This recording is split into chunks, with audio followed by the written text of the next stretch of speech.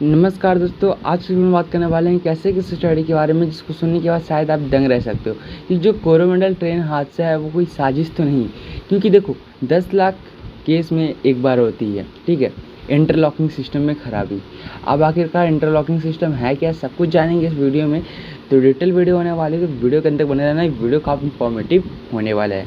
तो देखो यार, जो वहाँ के रेल मंत्री अश्विन वैष्णव ने रविवार के दिन पत्रकारों के साथ बैठक में बताया कि उड़ीसा ट्रिपल ट्रेन हादसा जो कि हुआ था, इसमें क्या हुआ था कि जड़ में इलेक्ट्रॉनिक और इंटरलॉकिंग सिग्नल सिस्टम में समस्या के कारण सामने आई थी।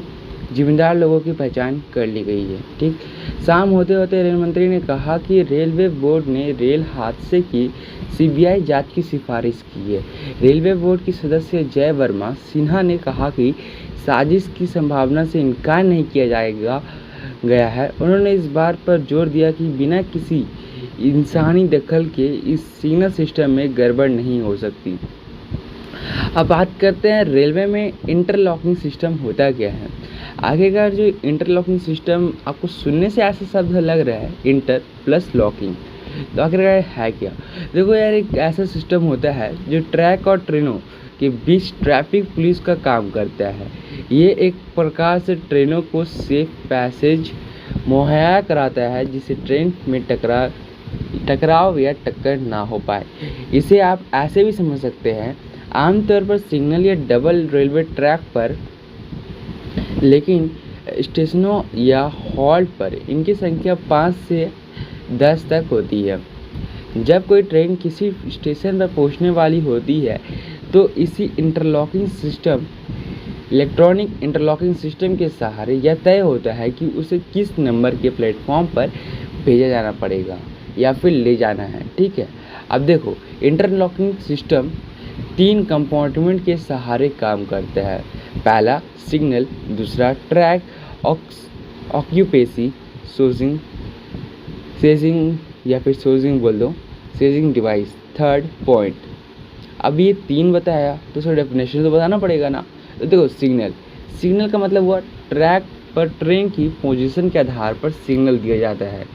ट्रैक खाली है तो ग्रीन सिग्नल, आगे ट्रेन खड़ी है तो या फिर आ रही है तो रेड सिग्नल। फिर ट्रैक सेकंड का बता रहा हूँ, ट्रैक ऑक्यूपेसी सेजिंग डिवाइस, इसके जरिए ट्रैक पर ट्रेनों की पोजीशन का पता लगाया जाता है। आमतौर पर ट्रैक पर सेंसर लगाए जाते हैं जो ट्रेन के पहियों को डिटेक्ट करते हैं। थर्ड पॉइंट, यह ट्रेन का ट्रैक डिसाइड करने में इस्तेमाल होता है। पॉइंट के जरिए ही ट्रेन को एक से दूसरे ट्रैक में भेजने के लिए स्विच किया जाता है। उड़ीसा में कोरोमंडल ट्रेन हादसा पॉइंट में गड़बड़ी की वजह से यह माना जाता है। रेल मंत्री ने भी पॉइंट मशीन की सेटिंग में बदलने की बात कही है। अब सवाल यह उठता है कि पॉइंट मशीन कैसे काम करती है, क्योंकि कुछ सब पॉइंट मैं बताने वाला हूँ, तो पॉइंट मशीन के बारे में बता देता हूँ। देखो, पॉइंट को रेलवे की स्विच भी कहा जाता है। यह तय करता है कि कोई ट्रेन ट्रैक पर कब सीधे चलेगी और कब इसका ट्रैक बदला जाएगा। ये अलग अलग दिशाओं में जाने वाली 2 पटरियों के डाइवर्जन पॉइंट पर होते हैं। यानी तब एक बार तय होता है कि ट्रेन को इस दिशा में जाना है तो यह पॉइंट लॉक हो जाता है।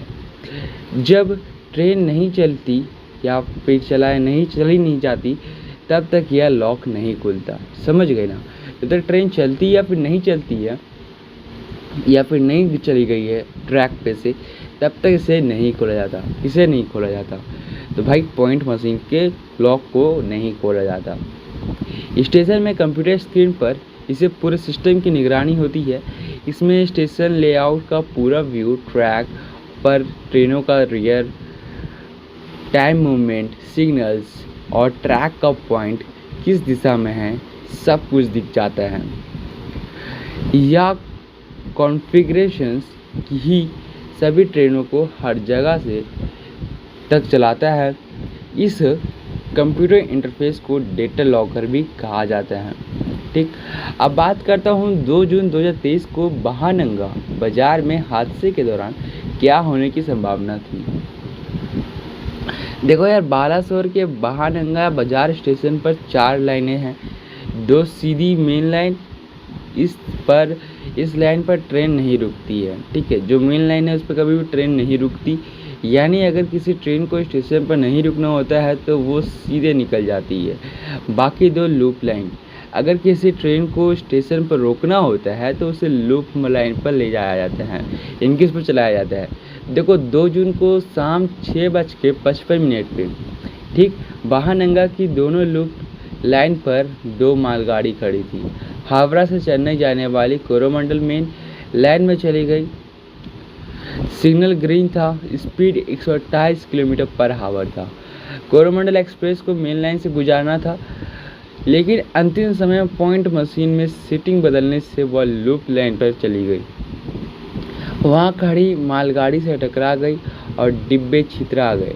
वहीं दूसरी मेन लाइन पर बेंगलुरु हावड़ा सुपरफास्ट चल रही थी, जिसके बाद क्या होता है उसके 2 डिब्बे भी चपेटे में आ जाते हैं। अब यहाँ पे देखो स्क्रीन पे आपको शो हो रहा होगा, तो आप इसे देख सकते हो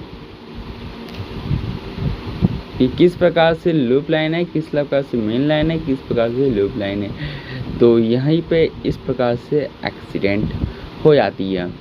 अब कोरोमंडल एक्सप्रेस के अचानक मेन लाइन से लूप लाइन में जाने की वजह से बहानंगा बाजार रेलवे स्टेशन के इलेक्ट्रॉनिक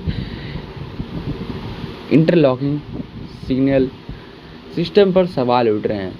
इसका सॉफ्टवेयर आधारित लॉजिक क्या कहते हैं या फिर क्या कहते हैं कि अगर किसी ट्रेन को दूसरे ट्रैक पर ले जाने के लिए पॉइंट को उल्टी दिशा में सेट किया जाता है तो ऐसे फेसिंग पॉइंट में पीछे के सिग्नल ग्रीन नहीं हो सकते, वे या तो येलो या तो रेड होंगे।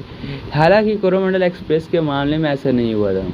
क्या इंसानी दखल के बिना, ये मेन क्वेश्चन है, क्या इंसानी दखल के बिना इंटरलॉकिंग सिस्टम में खराबी मुमकिन है?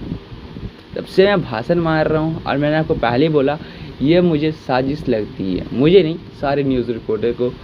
तो क्या ये मतलब ये मनुष्य की साजिश है कि इंसान की साजिश है क्या इसमें?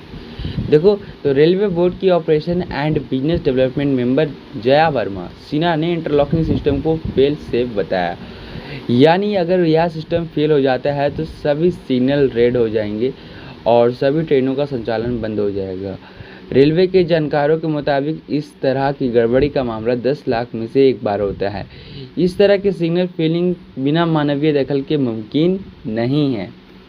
तो इनका ही मानना है कि ये बिना किसी मतलब ह्यूमन इंटरफेस के नहीं हो सकता, ठीक है। स्टेशन परिसर में इलेक्ट्रॉनिक इंटरलॉकिंग सिस्टम को स्टेशन मैनेजर या असिस्टेंट स्टेशन मैनेजर ऑपरेट करते हैं, ठीक है।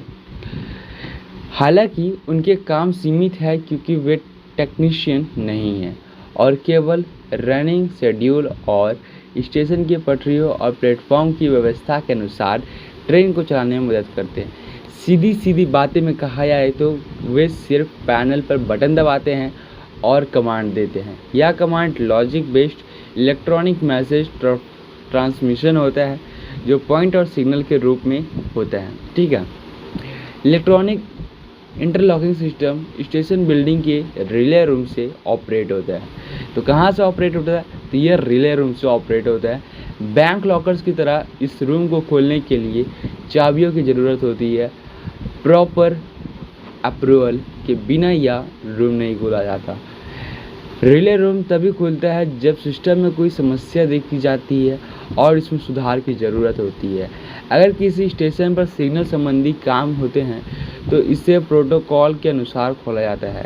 हालांकि 2 जून को की रात बहानंगा बाजार स्टेशन पर जब यह हादसा हुआ तो वहां पर सिग्नलिंग से जुड़ा कोई काम नहीं हो रहा था।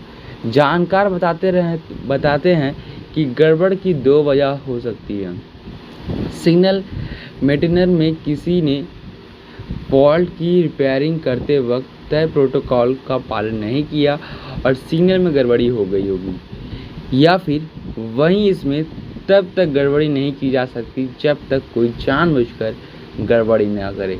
अगर AI based interlocking system electronic interlocking system के सोर्स कोड में किसी की दखल की संभावना से इनकार नहीं किया जा सकता है। सीबीआई की जांच में क्या चीज़ निकलने वाला है तो वो तो हम लोग देखने ही वाले हैं।